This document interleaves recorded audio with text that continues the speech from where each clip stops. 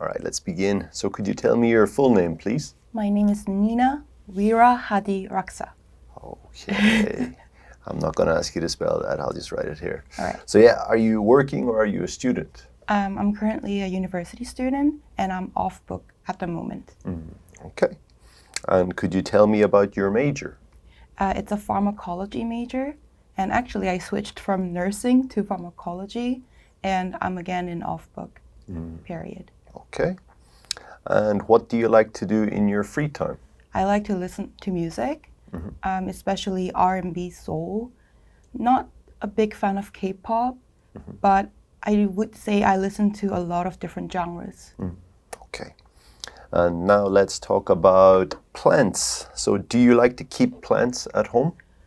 Not really, as I am very bad at maintaining plant life.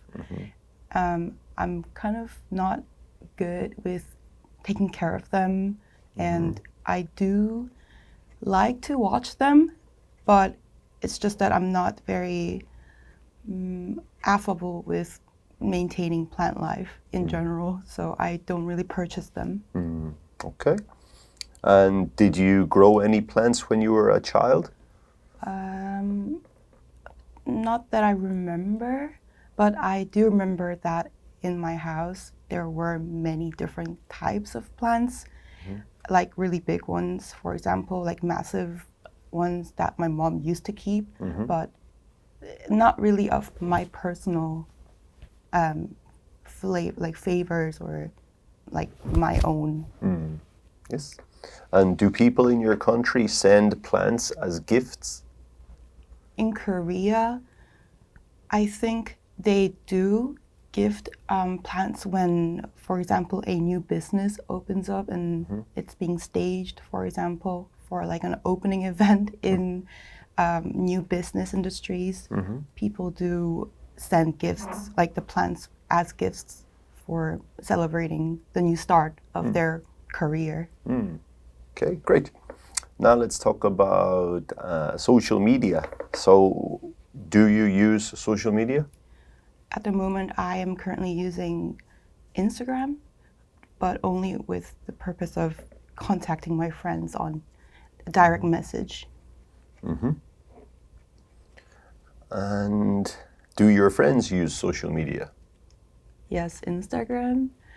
Not many of my friends use Facebook. I think it's outdated these days. I do know that they have a new name called Meta, but personally, I'm not really a fan of Facebook or Twitter, so I'm only using Instagram at the moment. And what do people often do on social media? I think they scroll down on what's called Reels. It's a short form of video that actually does lure people into scrolling down like for a massive time period. It's interactive, sometimes intuitive. The contents are drawing in people's attention easily. And I also do think they post their personal lives on what's called a feed. It's like their own kind of personal platform in the social media platform. Yes. And do you think you spend too much time on social media? Not really. In my view, I spend more time on going out. I'm not very extroverted, but it's just that I'm not really on social media all the time, nor I watch TV often. Maybe YouTube. Maybe the time I spend more regarding media is YouTube than Instagram. But as I said before, I only use this Instagram platform for contacting and DMing with direct message with my friends. So not really a big fan of like scrolling down reels or spending too much time on Instagram. Okay, perfect. That'll do us for part one. Now we'll go on to part two of the test. So, here is your question. So now I'll give you 1 minute to do some note taking. You can make notes on the paper, all right? So you can begin now. Okay, that's 1 minute now. Okay, so could you describe a city that you think is very interesting? To me, Tuscany in Italy is the most interesting city and the most known city for nurturing and for its scenic nature. And I personally enjoyed traveling to the city because it did give me this embracing feeling of that I was being welcomed. And I went to this trip for a e-biking trip from school when I was in 10th grade.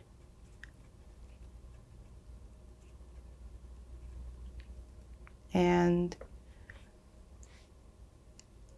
the bike trip itself in Tuscany was relaxing enough, and also the view did lure people into having more sensible trip, I guess, in a way that, as I said, it was a very welcoming vibe, and the ambience was focused on nature, not so much of a youthful or busy, like bustling city kind of a sense, but food-wise and the nature-wise, I think it was a very sensible and relaxing trip to me.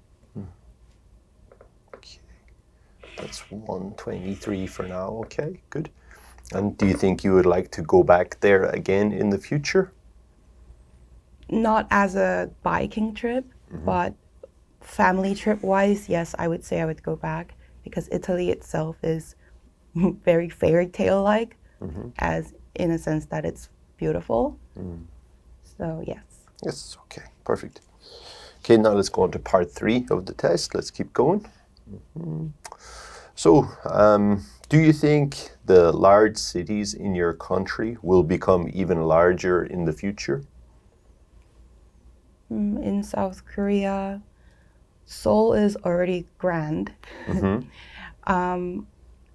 For example, Sejong City, I do know that they were not of a big scale in terms of size in the past, but they have worked through and endeavored into expanding the city itself with the infrastructures and the amount of people, like the population-wise, they wanted to grow. So in terms of that, Sejong City, for example, yes. And I do think they have the potential that they will grow bigger because they're investing in a lot with population and infrastructure. And I am not really into learning about the new cities, or I don't have much of the knowledge in it. At least I know some bits, like, for example, Sejong City. Yes, yes. And what are some issues that cities face when the population increases? The biggest problem that people would face is when it's too bustling. Then, for example, in the morning when people commute to work, I guess it could have people feel suffocated. For example, in the subways. That's what I felt when I was traveling here to Gangwon today morning. And I know it's a massive problem in Gimpo airport line that people do feel suffocated and some people faint on the way to work. So if the city gets too crowded, I think that's one of the biggest problems. Is there anything that governments can do to ease these issues? It's easy to say that, we can expand the subway lines, but it's not an easy piece of cake to just plan it and then have it work, because you have to plan a lot to have one subway line to expand. So I am not really sure about how the government would plan through making the betterment in the subway line being like crowded in the morning or even after work times when people go back. But in terms of how the city would be like overcrowded, I think that's what makes the city not in a good form. Yes, yes. And do you think most elderly people like living in a large city or in the countryside? I think it's solely on personal preference because some elderly people, they do like to live in bustling cities. Like, for example, in my own feeling that I would really want to live in a bustling city in the future when I get older. But of course, people like my mom, for example, she likes to live in a calming, like more calm cities, like rural areas.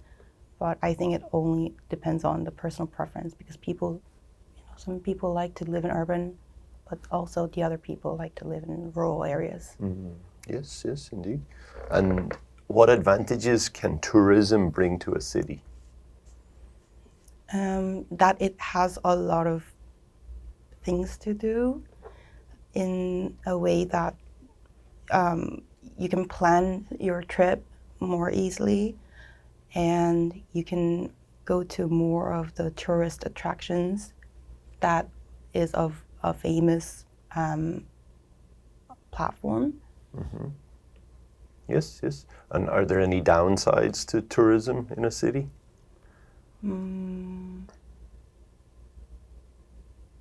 Well, I think it's a matter of that city's limit of providing that tourism service to people. Like if they are not very busy or developed, then I think that city is not much, it doesn't have much of the tourist sort of attraction to people. Okay. That'll do us for part 3. Okay. Thank you. Oh. All done. Good test. All right, then let's start with the feedback. Yeah, so I would estimate your score to be 7 to 7.5. Yeah, I think it was a really good test. Pronunciation and fluency are strong. Some small grammar issues, but nothing too major. And a few things with word choice sometimes. I think that's what you could improve a little bit on, you know. If we look at some grammar errors, when we talked about, you talked about plants, and you said, I'm not good with taking care of them. So just the difference between good with and good at. So when you use ing as an action, taking care of them, you should be saying good at. I'm not good at taking care of them. So yeah, good at with like ing, for example, good at cooking, good at singing, or if it's a sport or anything like that, we would say good at. Good with is more like the concept, you know, like I'm not good with people. I'm not good with technology in that sense. Yeah. One other thing, when we're talking about reels, you were saying like scroll down reels. I would probably say with reels, I would use the verb watch. So people tend to watch reels, watch videos, because it's more of a video content, right? And instead of saying scroll down, I would probably say scroll through. Scroll through. So yeah, people scroll through social media, scroll through Instagram and watch reels. A little bit about the tense. Sometimes you were using the present continuous tense when I think present simple would have been more suitable. For example, the contents are drawing people.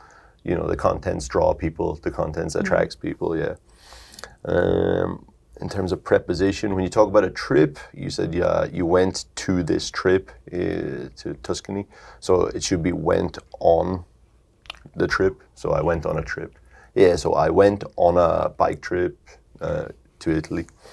In terms of countable, uncountable, I'd say like the amount of people should be the number of people. Yeah, so the word amount is only with uncountable nouns. Yep. Yeah, so like really good. Just sometimes like the phrasing was like a little bit awkward. For example, when you talked about your trip, the view did lure people into having a more sensible trip. I think that the word choices are a little bit awkward in that situation. Most of the time it's very clear, but I think that's something that could possibly be improved as well.